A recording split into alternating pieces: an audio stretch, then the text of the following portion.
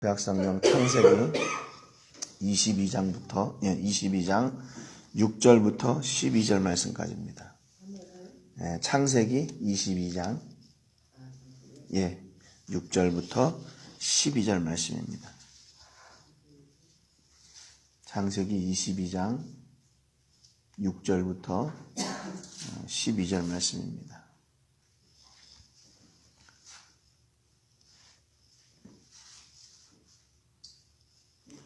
우리 같이 한 목소리로 읽겠습니다. 시작.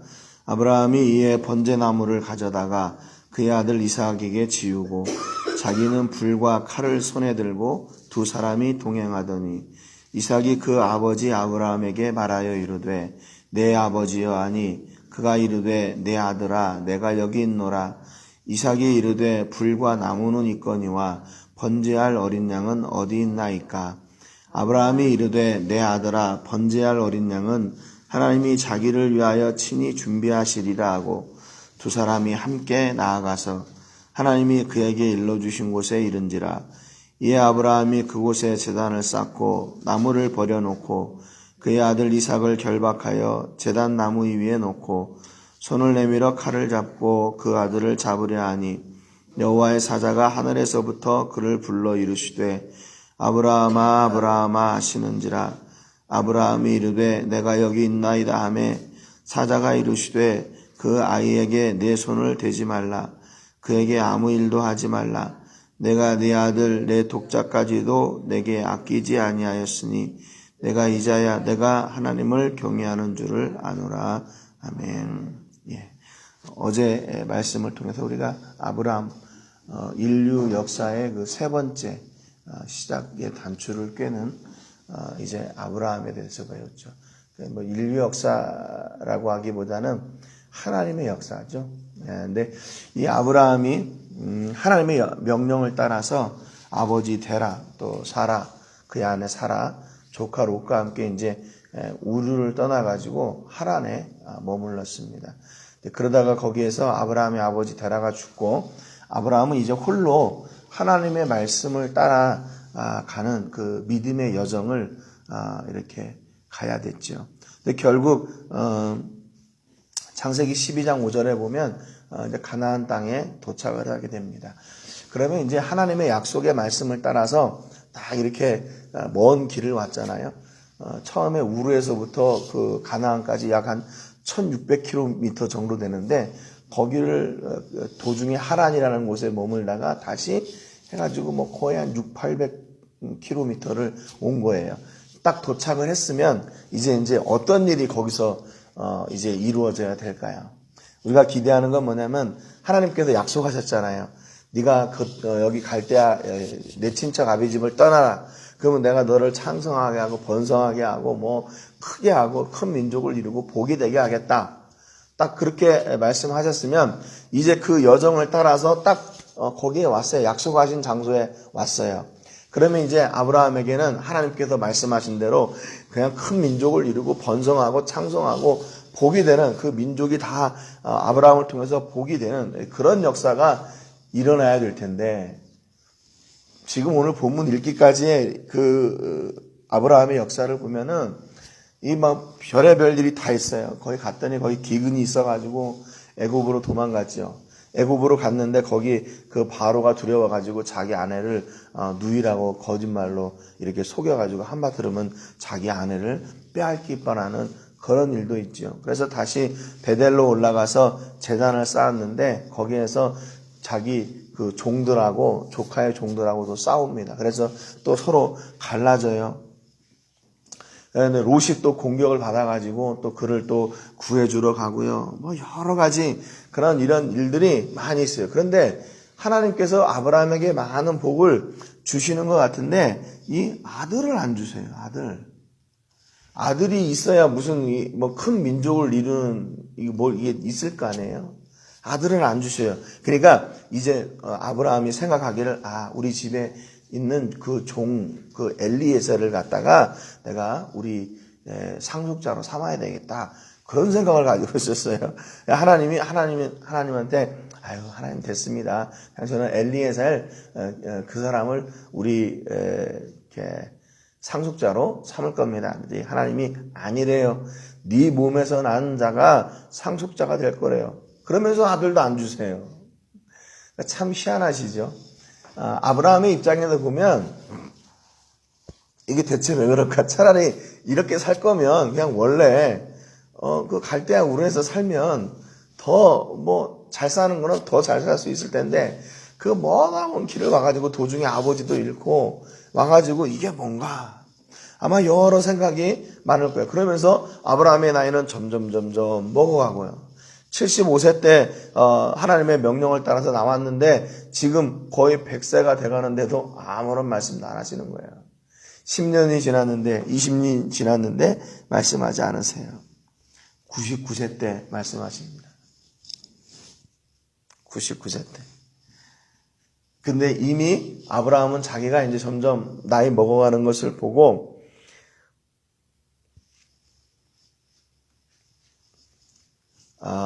그 하갈에게서 사라의 몸종이었던 하갈에게서 이스마엘이라는 아들을 낳죠.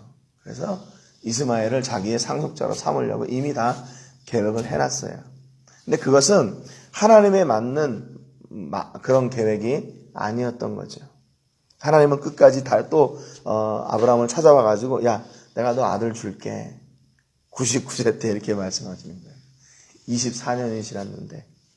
네, 그러니까 지금 이게 아브라함에게 있어서는 그냥 이제는 완전히 무뎌진 이야기예요. 하나님이 그냥 여기까지 와서 이렇게 그냥 부자 되고 그냥 살라고 하셨나 보다. 아마 거기까지로 만족하고 그래 이제 이 상속자는 이제 내 아내 그 종에게서 난 이스마엘을 통해서 이거를 그냥 하도록 해야지. 이런 이제 마음의 정리가 다 끝난 거예요 지금. 그런데 하나님이 갑자기 오셔가지고 또 야 내년 이맘때 네가 아들을 낳을 거다. 믿을 수가 없죠. 믿을 수가 없어요. 왜냐하면 창세기 18장 11절 12절에 보니까 아브라함과 사라는 나이가 많아 늙었고 사라에게는 여성의 생리가 끊어졌는지라. 사라가 속으로 웃고 이르되 내가 노쇠하였고 내 주인도 늙었으니 내게 무슨 즐거움이 있으리요. 그러니까 당사자들이 이미 다 포기한 거예요. 근데 하나님만 포기하지 않았어요. 그래서 100세에 아들을 얻었습니다. 짜잔. 25년이 지난 뒤에 하나님께서 얻었어요. 우리가 생각할 때 큰 민족을 이루고 이 말씀은 아닌 것 같아요. 아브라함에게 있어서. 그럼 아브라함에게 큰 민족을 이루겠다 그러면 아들을 빨리 많이 주셔가지고 그래야 큰 민족을 이루는데 25년이 지나서야 아들 하나 준 거예요. 진짜 아들 하나 준 거예요. 근데 그 아들 하나 줬으면 이제 어떻게 해야 됩니까? 그가 빨리 건강하게 장성하고 가정을 꾸미고 그래가지고 빨리 더 큰 민족을 이루어야 되는데 이 이삭도 결혼을 빨리 못해요. 이삭도 결혼을 빨리 못해요. 지금 이삭은 어떤 의미냐면요. 하나님께서 아브라함을 부르셔가지고 약속된 땅에서 시작하는 첫 번째 세대가 이삭 세대예요. 약속의 땅에 들어가서 첫 번째 세대가. 아브라함은 그냥 와가지고 이제 시작하는 거고 그 땅에서 진짜 약속으로 받은 아들이 첫 번째 난 게 이삭이란 말이죠. 근데 여러분 이삭 그러면 성경에서 이렇게 좀 굴곡이 없는 인생을 산 사람이 이삭인 것 같아요. 물론 이제 그에게도 이제 여러 가지 이런 일들이 있었지만 그렇게 눈에 띄게 특출하게 아브라함은 막 그런 긴 여정을 이끌어가는 사람이었고 노아는 홍수 때 그 일을 막아낸 그 자녀들을 가족들을 살리는 그런 일을 이룬 사람이고 야곱 보세요. 야곱의 12아들을 통해서 진짜 하나님께서 큰 민족을 이루겠다는 그런 어떤 기틀을 보여준 사람이고 형과의 이렇게 싸우면서 여러 가지 그런 이렇게 이야기들이 있잖아요. 근데 이삭을 보면 이삭은 별로 그렇게 할 얘기가 없는 것 같아요. 40살 때 결혼했어요. 근데 그것도 자기가 자기 아내를 선택하지 못하고 부모님들이 점지해 준 사람 데려다가 결혼을 합니다. 이렇게 그래가지고 이삭이 살면서 우물을 잘 팠어요. 재주가 있었어요. 우물 파는 재주가. 우물 파는 재주가 있었는데 이걸 우물을 파놓기만 하면 옆에 있던 놈들이 와가지고 그걸 또 뺏어가요. 그러면 또 이삭은 또 그걸 다 내주고 또 다른 데로 갑니다. 다른 데로 가고. 그러면서 하는 얘기가 하나님께서 내 지경을 이렇게 넓혀주셨구나. 참 사람이 순해요. 지금으로 말하면 혈액형이 한 트리플 A 정도 되는 A형인데 소심한 A형, 더 소심한 A형 정도 되는 사람이 이삭이었던 것 같아요. 그런 모습이 지금 오늘 우리가 읽었던 본문, 우리가 너무나도 잘 아는 이삭의 인생에 있어서 대표적인 장면이죠. 아버지를 따라서 번제를 드리러 갑니다. 모리아산에. 그런데 준비된 게 나무 장작하고 불이에요. 종들하고 같이 이렇게 왔다가 3일길을 와서 이제 목적지가 오니까 아브라함이 그 종들을 내려놓고 야, 우리가 이삭하고 둘이서 번제를 드리고 올 테니까 너는 여기 기다리고 있어라. 너희들은 그렇게 얘기를 하고 올라갑니다. 그런데 7절에 보니까 이삭이 뭔가 낌새가 이상해요. 이삭이 그 아버지 아브라함에게 말하여 이르되 내 아버지여 하니 그가 이르되 내 아들아 여기 있노라 하니 이삭이 이르되 불과 나무는 있거니와 번제할 어린 양은 어디 있습니까? 이렇게 물어보는 거죠. 이삭이 그동안에 아브라함을 통해서 이 제사를 어떻게 드려야 된다는 것을 잘 알고 있었던 것 같아요. 이때 나이가 10대 중반이나 이 정도 됐을 거다. 이제 학자들이 그렇게 생각을 합니다. 왜냐하면 번제를 드릴 나무를 이삭이 짐을 짊어지고 가거든요. 아브라함은 불을 가지고 가고, 그러니까 그 나무를 짊어지고 갈 정도 됐으니까 10대 중후반 정도 이렇게 됐을 거다. 이렇게 생각을 합니다. 그러니까 그동안에 아브라함을 통해서 제사를 많이 드렸는데 다 똑같았어요. 불을 피워야 되니까 나무가 있고 또 불이 있는데 재물이 없는 거예요. 아버지는 재물에 대해서 말씀하지도 않으시고 그냥 올라가자 그리고 올라가시는 겁니다. 그러니까 아버지 혹시 잊으신 거 없으세요? 그때 그 정도 됐으니까 이때는 지금 아브라함이 100세가 훨씬 115세, 120세 이 정도 됐을 때잖아요. 그러니까 아버지 잊은 거 없으세요? 그러니까 혹시 이삭이 아버지가 이제 연세가 드셔가지고 제사 드리러 가는데 재물을 잊어버린 줄 아는 거죠. 그래서 아버지 혹시 잊은 거 없으세요? 다 있는데 왜 번제할 어린 양이 없습니까? 그랬더니 8절에 아브라함이 담대하게 얘기합니다. 이르되 아들아 번제할 어린 양은 하나님이 자기를 위하여 친히 준비하시리라. 네. 아니 하나님이 그 재물을 준비할지 안 할지 어떻게 알아요? 지금 아브라함의 입장에서. 그러니까 그 책임을 지금 하나님께 돌리는 겁니까? 이제 네가 재물이 될 거다. 근데 그 책임은 완전히 하나님 책임이다. 그렇게 돌리는 건가요? 이 이삭의 돌발 질문에 이 아브라함이요 횡설수설하지 않고 딱 이야기합니다. 하나님이 준비할까. 그 얘기는 무슨 얘기냐면요. 아브라함이 고민을 많이 했던 거예요. 이 문제를 가지고. 만약에 이 재물이 어디 있냐고 이 이삭이 물어본다면 이삭이 바보가 아닌 이상 그걸 알 테니까 어떻게 대답해야 되나 곰곰이 생각했을 겁니다. 근데 그때 아브라함이 내놓은 대답이 그거였어요. 하나님이 준비하실 거다. 글쎄요. 하나님이 번제물을 준비하실지 이게 아브라함이 믿고 한 이야기인지 아니면 이 위기를 벗어나려고 지금 아브라함이 한 이야기인지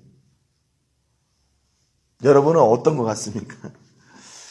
아무래도 아브라함이 하나님을 믿는 믿음에서 이 이야기를 했던 것 같아요. 제 입장에서는. 그렇게 믿고 싶어요. 아버지의 입장에서 보니까. 9절에 보니까 하나님이 그에게 일러주신 곳에 이른지라 이 아브라함이 그곳에 제단을 쌓고 나무를 버려놓고 그의 아들 이삭을 결박하여 제단 나무 위에 놓고 이제 도착했습니다. 제사 드릴 곳에 도착을 했어요. 번제단을 쌓고 나무를 올려놓고 불을 준비합니다. 이제 이삭이 그렇게 생각하는 거죠. 이제 제사 드릴 때가 왔구나. 그런데도 불구하고 아직 양이 안 보여요. 양이 안 보여요.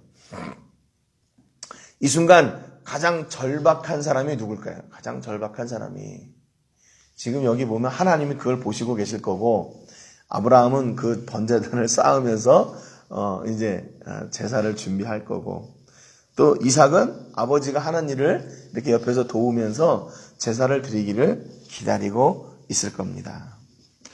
근데 아무리 봐도 아브라함이 지금 제일 이렇게 긴박한 상황이 아닐까. 왜냐면 우리가 눈으로 볼 수 있는 상황에서 이렇게 아버지가 얼마나 떨리겠어요 지금. 곧 있으면 네가 여기 올라가야 된다.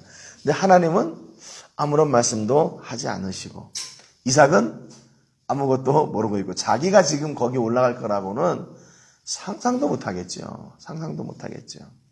여러분, 그러니까 이 순간에 지금 아브라함이 모든 일들을 주저하지 않고 그냥 착착착 하는 거예요. 왜냐하면 그 전에 했던 대로, 하나님 앞에 그 전에 제사에 드렸던 대로 착착착착 행하는 겁니다.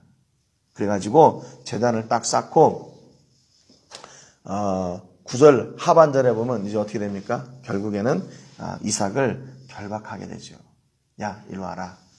그리고 그 제단 위에 그 아들을 올려놓는 겁니다. 여러분, 여기에서 그냥 우리가 이성적으로 생각한다면 이게 이해가 되나요? 이해가 되는 상에 이해가 전혀 안 돼요. 자기 아들을 죽이려고 하는 아버지, 자기를 죽이려고 하는 아버지에게 아무런 저항도 하지 않고 그대로 그것도 번제가 되겠다고, 번제물이 되겠다고 제단 위에 올라가 있는 이삭, 아들 이삭. 더 이해가 안 되는 것은 이런 황당한 상황인데도 불구하고 잠잠하고 계시는 하나님 아버지. 세상의 눈으로 보면 이게 이해할 수 있는 상황이 아닌 거죠. 이해할 수 있는 상황이 아니에요. 왜 예수 믿는 사람이 이런 상황까지 가야 되나? 자기 아들을 죽여야 되고 자기 아버지로부터 죽여야 되고. 그러니까 지금 만약에 이렇게 된다면 성경의 역사 가운데서 자기 아들을 죽인 첫 번째 반인륜적인 사람이 아브라함이에요. 그리고 자기 아버지에게 죽임을 당한 첫 번째 사람은 바로 이삭이 되는 거죠. 얼마나 이게 불명예스러운 일입니까? 그럼에도 불구하고 아브라함은 그 일을 순종하고 이삭은 그 아버지의 일에 아무런 저항도 하지 않고 그대로 올라가요. 더 신기한 것은 아브라함에게 아들을 주겠다, 너로 큰 민족을 이루겠다 하시고 25년 만에 준 아들을, 그 독생자를 바치라고 하시는 하나님이에요. 아니, 어떻게 상황이 이런 상황까지 될 수 있을까? 10절에 드디어 손을 내밀어 칼을 잡고 그 아들을 잡으려 하니. 이거는요, 아브라함이 주저하지 않은 겁니다. 주저하지 않은 거예요. 설마 하나님이 내 아들을 죽이라고 하시겠어? 그리고 조금 있으면 괜찮겠지. 이런 기대가 아니라 실제로 죽이려고 했던 거예요. 그러니까 11절에 그제서야 여호와의 사자가 하늘에서부터 그를 불러 이르되 아브라함아 아브라함아 하시는지라 그랬습니다. 이 상황 가운데서 깜짝 놀라신 분이 하나님이세요. 깜짝 놀랐어요. 저렇게 드릴 수 있을까 했는데 아브라함은 진짜로 드리려고 했거든요. 그러니까 급박하게 부르는 거예요. 아브라함아 아브라함아. 그랬더니 아브라함이 내가 여기 있습니다. 그러죠. 사자가 이야기합니다. 그 아이에게 내 손을 대지 말라. 그에게 아무 일도 하지 말라. 내가 내 아들 내 독자까지도 내게 아끼지 아니하였으니 내가 이제야 내가 하나님을 경외하는 줄을 아노라 그랬습니다. 여기 독자라는 말은요, 헬라어로, 그러니까 70인역 성경에 보면 사랑하는 이라는 말로 이 구약에서 번역을 했습니다. 이게 지금 11번이 사용되었는데 7번이 사랑하는 이란 말로 번역이 됐어요. 그러니까 내 독자라는 말 가운데는 뭐가 생략됐냐면 네가 사랑하는 자, 네 아들 네가 사랑하는 자까지도 라는 말입니다. 그러니까 하나님이요, 하나님이 이 아브라함이 그 아들 이삭을 얼마나 사랑하는지 아시는 거예요. 아셔요. 그럼에도 그 불구하고 사랑하는 그 아들 독자를 주기까지 하나님 말씀에 순종하는구나라는 것을 알게 된 거죠. 그래서 하나님이 그 아브라함을 부르심으로 말미암아 그 반인륜적인 그 현장, 우리가 이해할 수 없는 그 현장이 모두가 정리가 되는 거예요. 여러분, 하나님께서 우리 삶 가운데 이렇게 들어오실 때 그 역사는 변하게 되어 있습니다. 서두에 말씀드렸지만 성경 인물 가운데서 그리 화려한 모습이 아니었던 사람이 이삭이었던 것 같아요. 그래서 자기 힘으로 아내도 얻지 못하고 또 그러다가 결혼을 했는데 그 아내 리브가도 아이를 낳지 못합니다. 그래서 20년이 있다가 60세 때, 이삭이 60세 때 야곱과에서 두 쌍둥이를 낳게 돼요. 두 쌍둥이가 계속 이렇게 태어나면서 어떻게 돼요? 성경은 다시 그 아들들의 싸움에 집중하게 됩니다. 이삭에 대해서는 소외한 것처럼 보여요. 이삭이 나이 많아 늙어가지고 그 장자의 축복을 할 때는 어떻게 됐어요? 눈이 어두워가지고 형한테 해야 될 그 축복을 아들한테 해버렸어요. 두 동생한테 해버렸어요. 그러니까 이게 역사가 이게 굉장히 이삭으로 인해서 흐릿해져가고 섞여져 가는 것 같은데 하나님은 그를 통해서 일하신 거예요. 그를 통해서 일하셨어요. 성경은 변함없이 하나님의 사랑과 역사가 이삭을 통해서 동일하게 역사하셨음을 기록하고 있었습니다. 비록 그가 우물을 파는 재주가 있어서 우물을 파기만 하면 잘 물이 나왔지만 다 도망 다니고 그랬잖아요. 그럼에도 불구하고 창세기 26장 12절에 보면 이렇게 기록하고 있어요. 이삭이 그 땅에서 농사하여 그 해에 100배나 얻었고 그럽니다. 그리고 여호와께서 복을 주심으로 13절에 그 사람이 창대하고 왕성하여 마침내 거부가 되어 그랬어요. 여기 보면 창세기 26장 13절에 창대하고 이 말이 있는데요. 이게 하나님께서 아브라함을 그 갈대아 우르에서 부르실 때 내가 너로 창대하게 하겠다 하는 그 말하고 이게 같은 말이에요. 창대. 히브리 말로 가달이라는 말인데 이게 같은 말입니다. 그러니까 지금 하나님은 아브라함에게 주셨던 그 약속의 역사를 지금 이삭을 통해서 그대로 이루어 가고 있는 거예요. 그래서 하나님께서 그를 책임지시고 그에게 복을 주셔서 아브라함에게 주셨던 그 복을 이삭에게 동일하게 복을 부으시고 창성하고 번성케 하고 큰 민족을 이루고 복의 근원이 되겠다 하신 그 약속의 말씀을 이루어 가시는 겁니다. 그래서 26장 13절에 그 거부라는 말이요. 창대하다, 창대하다, 창성하다, 창성하다 이 말 두 개가 합쳐져서 거부라는 말이 된 거예요. 거부. 예. 그러니까 창대하고 창성한 것, 더 창대하고 더 창대한 것이 바로 아브라함의 아들 이삭 때에 가서 이루어진 일이라는 겁니다. 비록 우리 인생 가운데서요, 막 이렇게 내가 왕년에 이렇게 하고 뭐 놀라운 일은 없어도 이삭에게 있어서 큰 복은 뭐냐면요, 하나님이 함께 하셨어요. 그래서 그가 하는 일에 100배나 파종한 것에 100배나 많은 열매를 맺게 하시고 그를 거부가 되게 하신 거죠. 비록 인간적으로는 그렇게 마마보이처럼 보이고 소심한 사람처럼 보이고 그렇게 용맹스러운 것 같이 아는 것처럼 보여도 하나님이 그와 함께 하셔서 그의 인생을 책임지는 사람이 된 겁니다. 여러분의 자녀들이 이 이삭과 같은 복을 받았으면 참 좋겠다. 또 여러분들도 이런 이삭과 같은 그런 복을 받았으면 좋겠다. 여러분, 하나님이 주시는 거부가 되시기를 주님의 이름으로 축복합니다. 여러분의 자녀들이 하나님이 만드시는 거부가 되시는 복이 있기를 주님의 이름으로 축복합니다. 예수 믿는 사람들이 늘 가난하게 살아야 됩니까? 예수 믿는 사람들은 늘 장사하면 안 돼야 됩니까? 아니잖아요. 이삭은 하나님께서 복 주셔서 지금으로 말하면 그 사업이 100배나 커졌어요. 100배나 커졌어요. 이게 이삭이 무슨 주식해가지고 일확천금을 노리고 그런 게 아니잖아요. 하나님이 복을 주셔서 그가 파종한 것에 100배를 얻었어요. 그래서 그가 하나님이 만드신 거부가 됐습니다. 이왕이면 이렇게 하나님 앞에 큰 복을 누리시는 여러분, 또 여러분의 자녀들, 또 사업장 되시기를 주님의 이름으로 축복합니다. 이 시간 기도하실 때 사순절 기간 동안에 삼위일체 하나님의 사랑을 더 깊이 느끼는 기간이 되도록 위해서 기도해 주시고, 오늘은 출라비스타 교회를 위해서 기도해 주시기 바랍니다. 출라비스타 교회를 통해서 그 지역에 복음이 심겨지고 선포되는 센터가 되게 하시고, 그 지역에 예수님으로 변화되는 사람들이 더욱 늘어날 수 있도록 위해서 기도해 주시고요. 하나님께서 함께 하시는 복을 누림으로 말미암아 하늘이 만들어내는 영육의 거부가 되는 그런 복이 있기를 위해서 여러분 기도하시기 바랍니다. 제가 먼저 기도하고 같이 기도하겠습니다. 하나님 아버지 감사드립니다. 오늘 이삭을 같이 나누었는데 그의 삶은 그렇게 화려하지 않고 그의 삶은 그렇게 우리에게 각인되지 않은 그런 사람인 것 같습니다.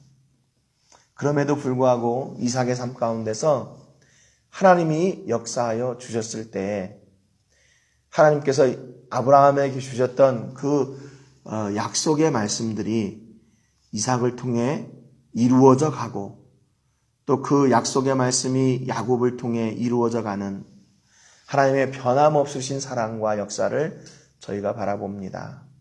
하나님, 오늘 우리에게도 동일하게 역사하여 주시옵소서. 우리가 하나님의 자녀답게 이 땅 가운데서 온전하게 세워져 가게 하시고, 우리가 그리 용맹스러운 것처럼 보이진 않지만, 세상을 능히 이기고도 남는 그런 멋진 장수의 모습은 아니지만, 하나님이 함께할 때에 능히 이 땅 가운데서 더욱더 창성하고 번성하고 잘되고 잘되는 복이 우리 가운데 있게 해주실 줄로 믿습니다. 우리가 기대하는 것은 많은 물질이 아니라 이삭과 같이 함께 하셨던 하나님이십니다. 하나님이 함께 하셨을 때 그가 파종한 것에 100배나 얻었다고 성경이 증명하고 있는 것을 저희가 오늘 같이 나누었습니다.